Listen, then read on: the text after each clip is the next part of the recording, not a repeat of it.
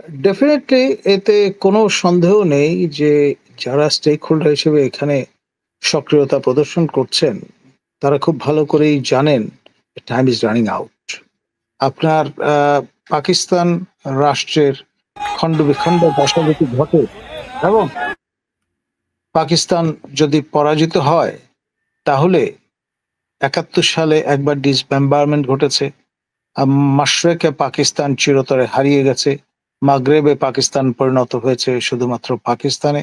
এখন যদি সিন্ধু এবং বালুচরা বেরিয়ে যায়, সেই দুই প্রদেশ স্বাধীন হয়ে যায়, তাহলে তো সি অ্যাক্সেস থাকবে না পাকিস্তানে। আর পাকিস্তানের যে স্ট্র্যাটেজিক ইম্পর্টেন্স, যে কারণে চায়না গুরুত্ব দেয়, সেটিও হারিয়ে যাবে। ফলে দেখা যাবে যে আলটিমেটলি পাখতুনখোয়া চলে যাবে আফগানিস্তানে, আর পাঞ্জাব ফিরে যাবে ভারতে। তো এরকম পরিস্থিতিতে যেহেতু পঞ্চ নদের দেশ পাঞ্জাব, তার লাইফ লাইন হচ্ছে, লাইফ ব্লাড হচ্ছে সিন্ধু নদীর, যে নদের যে ট্রাইবিউটারি গুলো আছে, 5টা নদী, তার পানি যদি ভারত সাফল্যের সঙ্গে উইথড্র করে ফেলতে পারে, বন্ধ করে দিতে পারে, তাহলে পাকিস্তান তো শুকিয়ে মারা যাবে। সেটা তারা অ্যাফোর্ড করতে পারবে না। আলটিমেটলি জীবন ধারণের জন্যই হয়তো পূর্ব যে অ্যারেঞ্জমেন্টটা ছিল বিফোর 47, সেই জায়গাটায় না গিয়ে তাদের উপায় থাকবে না। তো এবং সেটি যদি ঘটে, আপনার টু নেশন থিওরির উপর ভিত্তি করে আপনার 47-এ দেশ ভাগ হয়েছিল, তখন জাস্টিফাই করা খুব মুশকিল হয়ে যাবে আমাদের সাবেক মাশরেকে পাকিস্তান, বর্তমানের বাংলাদেশের বর্তমান অবয়ব নিয়ে এই বিশ্ব মানচিত্রে স্থান বজায় রাখা।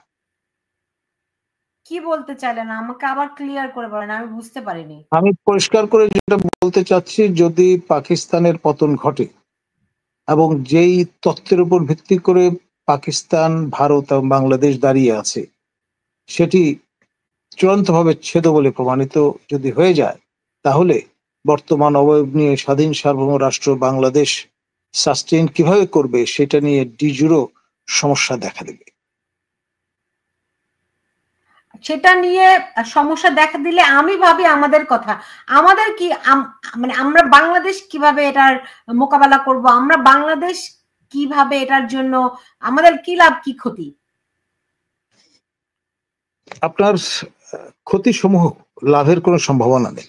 এক, আপনার যেটি হবে, ক্রমে আমরা আমাদের এই বর্তমান অবয়ব নিয়ে টিকে থাকবার যে সংগ্রাম, তাতে আপনার সঞ্জীবনী শক্তি কমে আসবে, ফিকে হয়ে যাবে, একসময় হারিয়ে যাবে।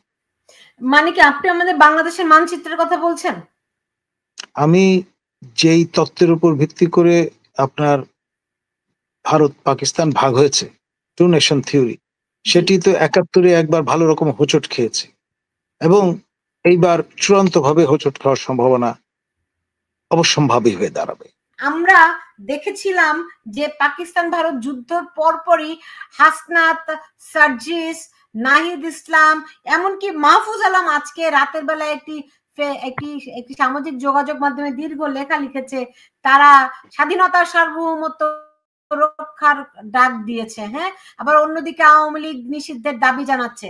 তো সামগ্রিকভাবে সব মিলিয়ে এই যুদ্ধের সঙ্গে পাকিস্তানের বর্তমান পরিস্থিতির সঙ্গে এর কোনো যোগসূত্র আপনি একটু খোলাসা করে বলেন, ঝেড়ে বলেন। আরো ঝেড়ে কেসে যদি আমাকে বলতে বলেন, তাহলে বলবো যে বাংলাদেশে যে দুটি পক্ষ আছে অন দ্য গ্রাউন্ড, জি, পাকিস্তান পছন্দ এবং ভারত পছন্দ, এখানে ব্যালেন্সটা টিল্টেড হয়ে যাবে, ভারতের প্রভাব বেড়ে যাবে, পাকিস্তানের প্রভাব কমতে থাকবে দ্রুত। ওকে, সেটা তো আমি বুঝতে পারলাম, কিন্তু এদের ভবিষ্যৎ কি? এরা তাহলে কি এই ভবিতব্য বুঝতে পেরেই কি তারা শেষ কামড় দিতে চাচ্ছে? আসলে তাদের যে মাথায় হয়তো যে বিষয়টা কাজ করছে, যে টাইম ইজ রানিং আউট। আপনি খেয়াল করে দেখেন, আপনার সজীব ভুঁইয়া তিনি পরিষ্কার ভাষায় যে পোস্ট প্রদান করেছেন সামাজিক মাধ্যমে, সেখানে তিনি অচিরেই যুবলীগ এবং স্বেচ্ছাসেবক লীগ নিষিদ্ধের খবরটি জানিয়েছেন। এর পাশাপাশি মূল সংগঠন আওয়ামী লীগ নিষিদ্ধের ডাক স্বাভাবিকভাবেই এরপরে উঠবে এবং সেটা উঠেছে। তারা কোনো অবস্থায় সময় নিতে চাচ্ছেন না।